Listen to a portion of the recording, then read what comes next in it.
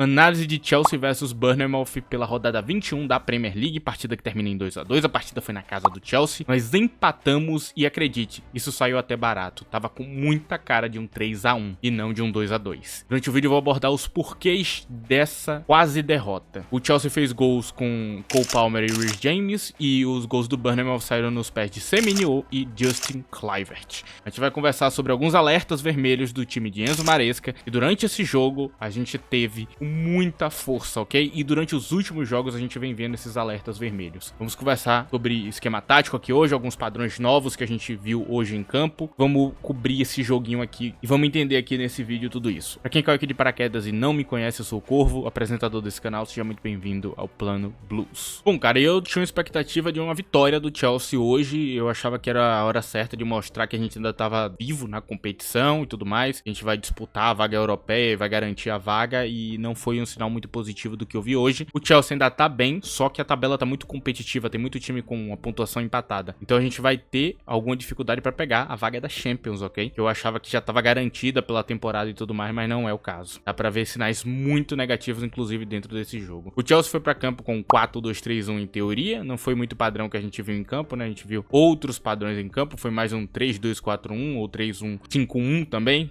E o Bournemouth também foi pra campo com 4-2-3-1 em teoria. O plano do Bournemouth não foi como o plano dos outros times que ganharam da gente. Inclusive, este aqui é o maior alerta vermelho de todos. O Bournemouth quase ganhou da gente, não fazendo o plano padrão de tirar o espaço do Chelsea. Não fazendo duas linhas densas para tirar o espaço do Chelsea. Essa linha densa só aparecia quando eles perdiam a posse da bola e a bola estava no pé do Chelsea durante muito tempo. A maior parte do tempo, o Bournemouth bateu na nossa construção com pressão alta. No segundo tempo, eu achei que esse padrão seria modificado para comportar outro padrão, até pela questão da estamina, né? Porque quando você faz pressão alta, você perde muita estamina. Mas ele não parou com a pressão alta. Ele continuou pressionando sem parar. Andoni Iraola é completamente maluco e ele foi atrás dessa vitória. Outro sinal vermelho que eu dou pra vocês é a falta de Evanilson ou um centroavante em si. Quem tava na posição era o famigerado Dango Ouattara. O Ouattara, pra quem não conhece, é um jogador muito fora da curva, assim. Ele é bem inteligente, mas ele não me parece ser o que você queria ter como um camisa 9 pra posição. Inclusive, essa é uma posição que ele precisa muito de um jogador bom, ok? É uma das poucas posições que esse treinador precisa. Por não ter esse jogador, tem uma adaptação de Ouattara, a gente nota que o Bournemouth não estava jogando em 100% do seu desempenho. Outras posições também estavam enfraquecidas durante essa partida. Inclusive, esse é um dos maiores motivos porque o Chelsea deveria ganhar esse jogo. A falta de Unal ou Evanilson deveria ser um dos motivos porque a gente consegue ganhar com facilidade. Mas não foi o que a gente viu hoje. Tive uma partida muito difícil e muito complicada. No começo do jogo, o Nicolas Jackson faz uma jogada brilhante e dá uma assistência de gênio. Só que durante o resto da partida a gente não vê esse Nicolas Jackson que a gente viu no início do jogo. Uma excelente finalização de Cole Palmer, ele finge que vai chutar e tira do goleiro. Faz um jogo muito bom, inclusive era o único que parecia estar em campo. O que eu sinto dessa partida de hoje é que Cole Palmer estava jogando futebol e o resto do time não estava acompanhando, tirando algumas poucas exceções que eu vou falar um pouco mais pra frente. Mas de resto, a gente não teve o impacto necessário dessas peças. Com esse plano de pressão alta do Bournemouth, é claro que o Chelsea teve mais espaço do que em outras partidas para criar jogadas. A gente tem um volume de jogo muito maior, inclusive isso reflete nas estatísticas, né? O Chelsea conseguiu gerar um bom XG, o Chelsea fez 26 finalizações, o Chelsea criou muito, passou muito, teve a bola no pé, teve a oportunidade, mas não conseguiu fazer qualquer coisa de relevante. O único sinal positivo que eu trago desse jogo são as substituições de Enzo Maresca. As substituições que ele trouxe para campo nesse jogo trouxeram um impacto direto, menos Pedro Neto. Pedro Neto entra e não fez absolutamente porcaria nenhuma mais uma vez. Eu tô começando a ficar bem irritado com esse jogador, cara. Ele realmente tem produzido muito pouco já há muitos jogos. Eu tô esperando muito o desempenho dele que ele não entrega. De fato, o resto impactou bastante o jogo. O gol de falta, por exemplo, de James vem de uma jogada de João Félix. O próprio James que vem do banco ali e faz o gol de falta. Ele jogou de lateral invertido, um padrão novo que a gente vê em campo ali dele. Só que eu não gostei, particularmente achei que a posição não é boa pra ele, não favorece as melhores características e não é uma posição de segurança pra ele. A gente também tem Torcendo Arabeoio que veio do banco e causou algum impacto, quase fez um gol de cabeça em uma jogada ali, fez um cabeceio maneiro ali pro gol, um jogador muito perigoso. Então a gente vê que do banco saem algumas peças que conseguem causar algum impacto pro jogo nessa partida em específico. Só que o que esteve em campo hoje foi muito problemático. E desses jogadores que a gente teve em campo, a gente teve alguns problemas que são fáceis de perceber. Josh Akpom com muita dificuldade de marcar Semenyo, tendo que ser coberto muitas das vezes por Caicedo, que tentou ajudar o máximo possível. Acabou resultando em um pênalti, inclusive, né? Essa fraqueza que a gente teve hoje. Acho que Akpom não estava pronto para poder marcar alguém tão esquilado e tão ensaboado quanto o Semenyo, cara. É um jogador muito perigoso, cara. Um dos melhores ali em questão de drible. Se vocês quiserem pesquisar, vocês vão saber. Esse dado aí, né? Ele tá liderando ali junto com Kudus e alguns outros que lideram esse tipo de estatística. É muito perigoso. Então, ele tem que ser muito bem marcado. Tinha que ser outra presença em campo. Eu acho que esse aqui era um jogo onde a gente tem na grande força desses jogadores essa questão de criar jogadas individuais e tudo mais. Então, eu sinto que o Chelsea devia ter escalado diferente pra campo, ok? Alguns jogadores, apesar de eu gostar de Josh Akpom, talvez esse não fosse o jogo pra dar continuidade na titularidade dele. Eu acho que talvez ele poderia escolher um jogo melhor. Talvez Tosinho Darabioui fosse essencial pra essa partida, pra lidar com esse ataque muito poderoso do Bournemouth, que a gente não teve em campo. Outra coisa também que a gente tinha de vantagem era a falta de Kepa Arrizabalaga. Kepa não estava em campo, cara. Ele não podia participar dessa partida, né? Pelo que eu sei, por uma questão contratual, né, com o Chelsea, ele não pode participar da partida. Ele tem sido uma figura muito positiva pro Bournemouth. Ele comete seus erros aqui e ali, mas ele joga um futebol muito bom. Tem sido um goleiraço aí pro Bournemouth e ele não ir pra campo é uma queda de rendimento. Até porque o goleiro reserva dele, eu pelo menos não acho nada demais, o tal do Travers. Não vejo nada de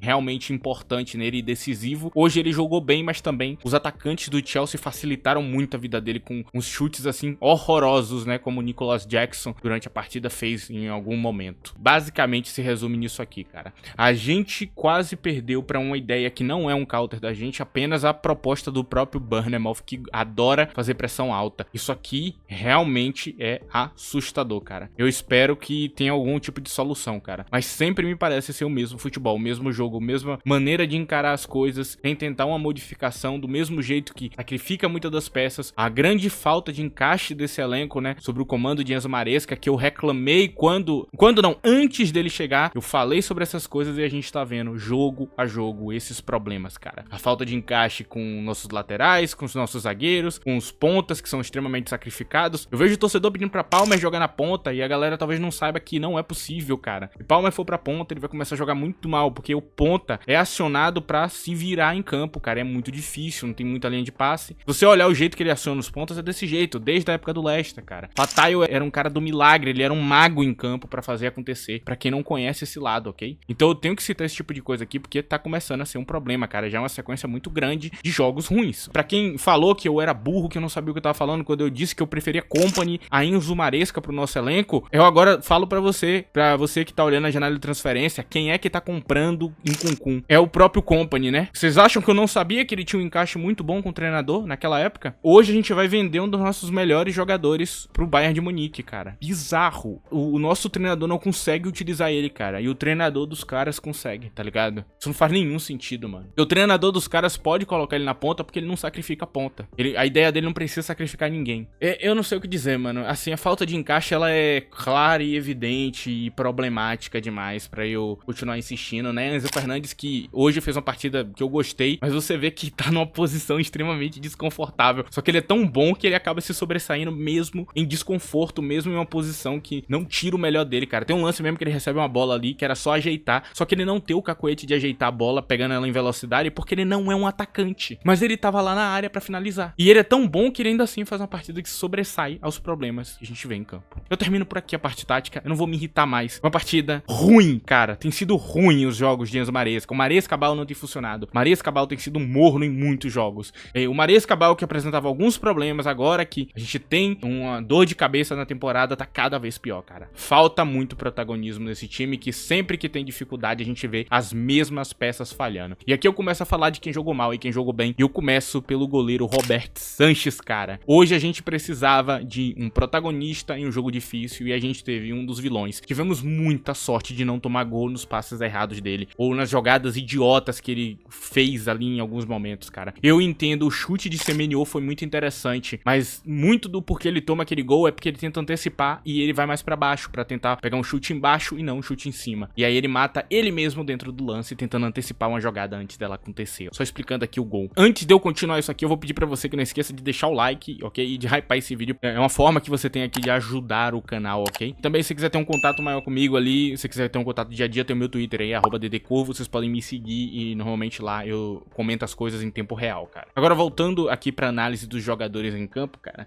Robert Sanches, cara, é um goleiro que você sabe que quando a coisa apertar, você não pode contar com ele, cara. É muito raro que ele faça uma partida boa quando é difícil. Tem um monte de jogador do nosso elenco que é assim, cara, que quando a coisa tá difícil, ele não faz nada. E eles continuam ganhando titularidade, eles continuam entrando em campo. Se Robert Sanches é o nosso goleiro titular, é por causa do treinador. Se Robert Sanches é o nosso goleiro titular, é por causa da direção desse clube, que preferiu investir nesse goleiro idiota do que simplesmente botar uma grana em cima de um goleiro bom de verdade, cara. É culpa desses caras. Um problema que há meses atrás não tava aparecendo, né, porque a gente tava numa fase boa, hoje você entende por que eu reclamei tanto. Por que numa fase boa eu tava falando tanto? Porque quando viesse a fase ruim, a gente não teria um jogador bom em campo, a gente teria um palhaço em campo na porra do gol, cara. Um maluco que muitas das vezes beira um inútil em campo quando você precisa de verdade. Se a gente tivesse contratado os zagueiros certos, a gente não ia precisar adaptar um jovem da base como o Josh Akpom, que também fez uma partida ruim hoje, junto com o Cucurella, junto com o Caicedo, que não conseguiu executar tão bem a função dele hoje. Todos esses aqui que eu acabei de citar fizeram a partida abaixo, muito abaixo, com muita dificuldade. Caicedo foi muito prejudicado pela presença do jovem ali, a ter que marcar Semenyo, que tava uma transição muito forte, e eu entendo o lado dele, cara. Só tem um que se salva aqui e mais pra frente eu falo dele. Agora vamos falar dos dois pontas, cara, Jadon Sancho e Madueke. Madueke criou alguns lances interessantes, tem um lance que ele bota Jackson na cara do gol. O passe de Madueke foi uma merda, o lance em si foi brilhante, o passe foi ruim. O passe final de Madueke é muito fraco muitas das vezes, cara. Assim, ele não tem acabamento nenhum, ele não põe o peso certo na bola. Então você pega uma bola que você tem que ajeitar, que é quase um tijolo. E aqui a gente separa uma galera, né? A galera que sabe fazer análise entende o que é o cara passar um tijolo no pé do cara, mano. Você não pode passar a bola de qualquer jeito, você tem que passar a bola com qualidade, mano. Você não pode simplesmente meter uma bica no pé do cara e achar que ele tem que ajeitar uma pedrada, tá ligado? Você tem que passar a bola com qualidade, como foi o passe de Nicolas Jackson pra Palmer no gol. Aquilo é um passe de qualidade. E faltou isso em Madueke. Falta esse acabamento. É o que faz Sancho ser bem mais produtivo que ele em campo. É o que faz Sancho ser mais produtivo que Pedro Neto. Pra quem não percebe essa diferença, existe. E eu também achei a partida de Sancho abaixo, mas Sancho não teve esse acabamento terrível em campo. Ele fez a parte dele, ele tentou, não deu certo e foi uma partida abaixo dele, esperava um pouco mais. E eu termino por aqui os jogadores que jogaram mal, cara. Agora vamos falar de quem jogou bem em campo. Vou citar aqui Cole Palmer, melhor da partida. Adorei a finalização dele. Eu acho que ele foi o que mais tentou. Teve problemas também, mas também porque não tinha ninguém pra produzir nada junto com ele. Só foi ele em campo. Nicolas Jackson começa bem e a cada minuto de jogo foi piorando, como quase todo o jogo dele, cara. A assistência dele não salva a atuação. Ele tá aqui no positivo, mas ele foi positivo e negativo ao mesmo tempo. Ele fez jogadas ruins e jogadas boas. A cabeçada dele de cara, que ele adora fazer, é terrível, cara. Ele perdeu um gol naquele momento, cara. Ele teve volume o suficiente pra pelo menos fazer um golzinho nessa partida ou até dois. E ele jogou todas as oportunidades fora. Então, ele tem um lado muito positivo e muito negativo. Ele não é um herói, ele é um vilão dessa partida. E aqui eu cito Enzo Fernandes, cara. Enzo Fernandes aqui como o último aqui dos jogadores que jogaram bem, que estavam em campo no começo do jogo. Partida maravilhosa dele, ótimos passes, ele foi muito decisivo na parte criativa, mas é claro, a chegada à frente dele é um problema ainda. É muito ruim, cara, porque ele tá muito limitado em campo com esse esquema tático. E aqui por último eu cito o Reece James, que salvou a partida. Um verdadeiro herói, cara. Veio do banco, jogando a função que não beneficia ele, e ainda assim ele fez umas jogadas boas ali, em contra-pressão, carregamento progressivo, fez uns passes interessantes, e aí ainda acaba com um gol de falta histórico ali, lendário. Salvou a gente num momento muito difícil. Agora citando o Bournemouth rapidamente, né? Jogadores que jogaram mal, Ryan Christie, não gostei da partida dele. Brooks, partida muito fraca também. Outro jogador que teve muito abaixo em campo. Pra mim termina por aí os que jogaram mal. O resto fez suas determinadas funções até bem. Os que jogaram bem, Travers, Huygensen, Semenyo e Tyler Adams. Inclusive cito aqui Tyler Adams, maravilhoso, cara. Leitura de jogo perfeita defensiva. Muitos lances ele tirou antes de acontecer. Jogador muito talentoso, quase foi pro Chelsea um tempo atrás, lembra dele? Tyler Adams quase foi contratado. Inclusive teve o Rio e Gol de Fabrício Romano e não aconteceu no final. Bom, cara, e finaliza aqui falando também de Milos Kerkez, lateral dos caras, marcou muito bem, tirou todo o espaço de Madueke. Ele dificultou muito a vida de Madueke, é um lateral com físico bom, marca muito bem. Não é nada demais assim, mas você entende porque que os times estão interessados nele, tá ligado? Você vê um cara marcando tão bem em campo, sendo tão chato, tirando tanto espaço, você entende porque que ele chama a atenção. É basicamente isso, cara. Eu cito aqui também o zagueiro dele que eu falei, né, o tal do Huygensen. Ele pode ser nosso jogador muito em breve, ok? Pelo que o seu Chelsea tá interessado nele, então, pra quem viu a partida dele de hoje, você mesmo vai ter o feedback, né, se ele é bom ou não. Tinha citado ele aqui em alguns vídeos e, cara, interessante. Hoje ele jogou bem também, tirou alguns lances bem difíceis. Por último aqui, cara, vamos falar aqui um pouco de Enzo Maresca nesse final aqui, cara, pra finalizar esse vídeo que já tá bem longo. Cara, Cara, assim, ele melhora na parte de trazer alguém do banco e ter impacto dentro do jogo, mas a gente não tá funcionando mais, cara. A Premier League é uma coisa que eu já falei aqui há um tempo, né, que a liga se adapta, né?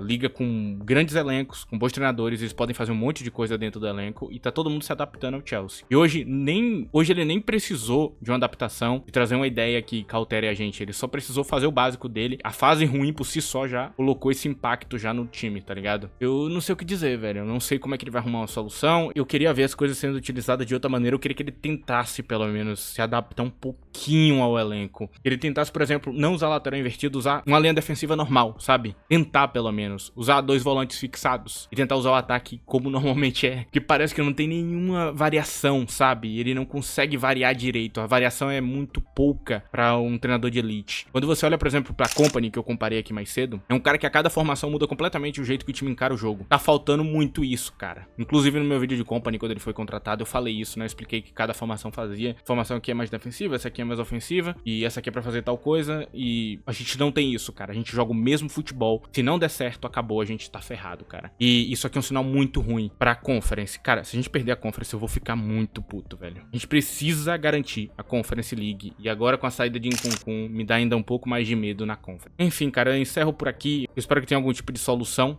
Deixa aí a opinião de vocês aí na aba de comentário.